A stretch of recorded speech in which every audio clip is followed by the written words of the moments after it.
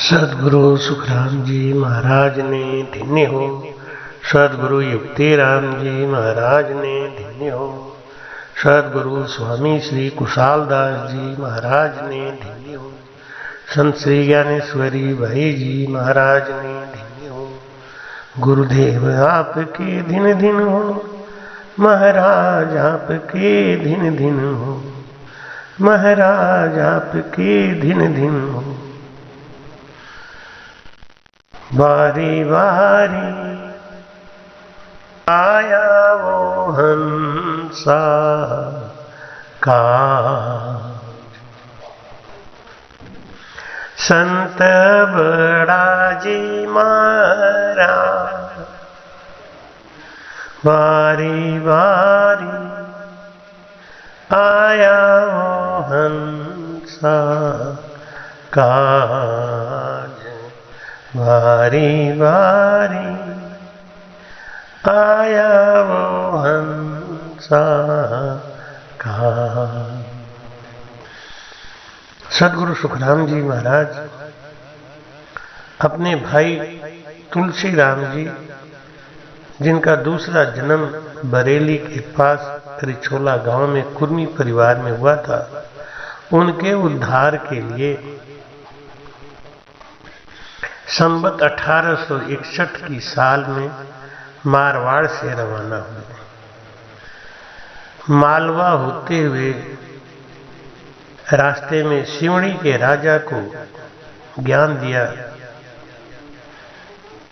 राजा चंदूलाल को उपदेश किया।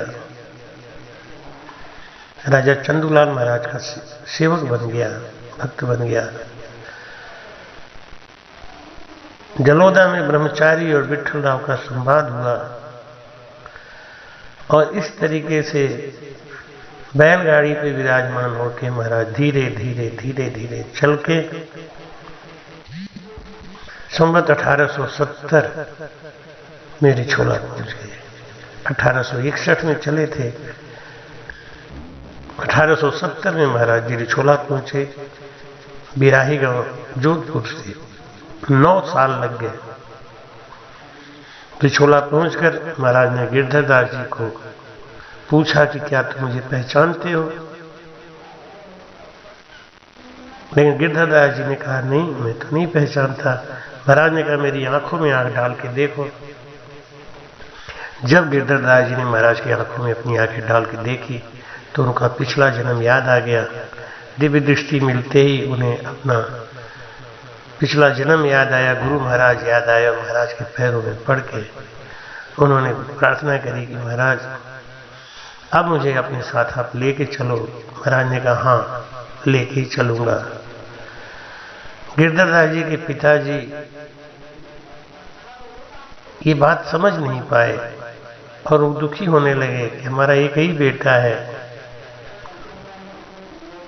अगर आप कहें तो आपके संग में कोई दूसरा आदमी भेज दूं। महाराज बोले ये तो मेरे संग ही चलेगा, दूसरा आदमी हमारे देश में जा नहीं सकता।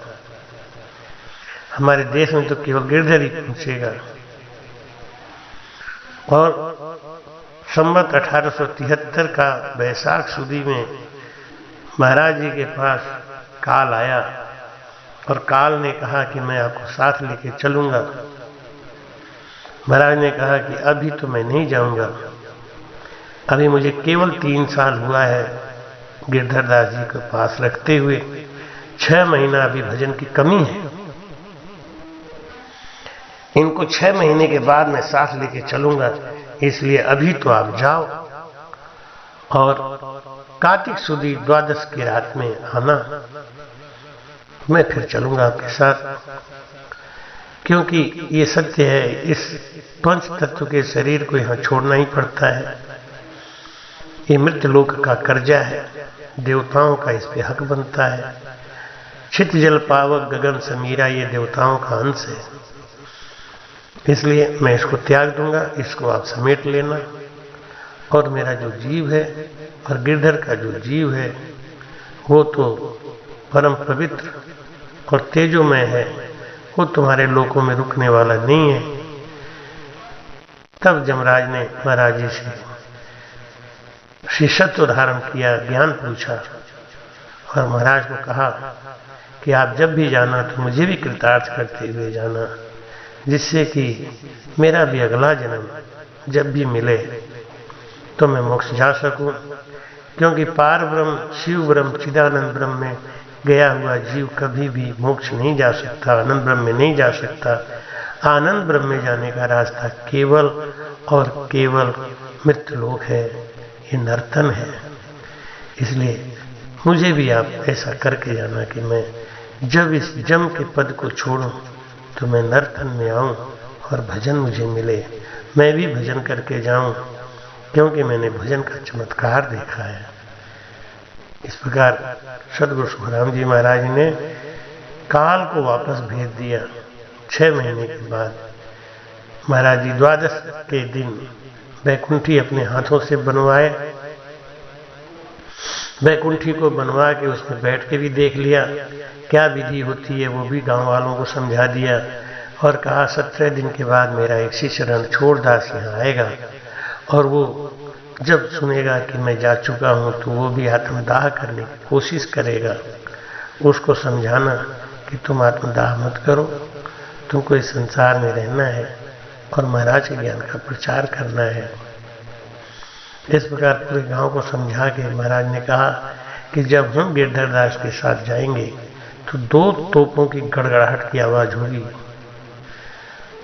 अंग्रेज बरेली में बसे हुए हैं, वो आएंगे और वो उनको हमारा केवल पीछे से फटा हुआ सर दिखा देना, क्योंकि वो मलेच्छ हैं, गंदा खाते हैं, उनकी नियत मन सब गंदा है और गंदे की साया भी हमारे ऊपर ना पड़े, इसका ध्यान रखना।